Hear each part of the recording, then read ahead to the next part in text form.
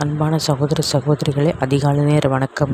இன்றைய நாளுக்கான ஜீவனுள்ள வார்த்தை 2 கொரிந்தியர் 2:10 கிறிஸ்துக்குள் எப்பொழுதும் எங்களை வெற்றி சிறக்க பண்ணி எல்லா இடங்களிலும் எங்களை கொண்டு அவர் அறிகிற அறிவின் வாசனை வெளிப்படுத்துகிற தேவனுக்கு ஸ்தோத்திரம். இந்த வெற்றி சிறக்க பண்ணுகிற வார்த்தை கேட்டுக்கொடுக்கிற தேவ ஜனங்களே, நம் வாழ்க்கையில் எப்போதும் வெற்றி வேண்டும்.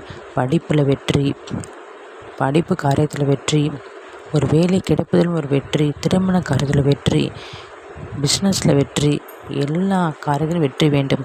ஒரு வீடு கட்டுவதும் வெற்றி சேர்க்க பண்ணுகிற தேவன் நமக்குள் இருக்கிறார்.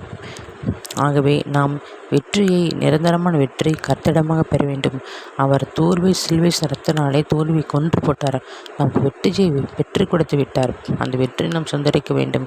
உங்களுக்காக ஜெபிக்கிறேன். கர்த்தாவே, சோதர கர்த்தாவே, இந்த வசனத்தை கேட்டு கொடுக்கிற தகப்பனே, தேவ ஜனங்கள், பிரஜாதி ஜனங்கள், படிக்கிற பிள்ளை, வாழை பிள்ளைகள், படிப்பில், அறிவில், ஞானத்தில், பிஸ்னஸில், ஆண்டவரே திருமண காரியத்தில், குழந்தை பெறுகிற காரியத்தில், தகப்பனை வீடு கட்டுறதில், ஊழியத்தில், இப்படி எல்லா இடங்களும் தகப்பனே வெற்றி கொடுத்து, விடுதலை கொடுத்து உயர்த்த போவதற்கு நமக்கு ஸ்தோத்திரம் ஸ்தோத்திரம் ஸ்தோத்திரம் ஸ்தோத்திரம் ஸ்தோத்திரம்.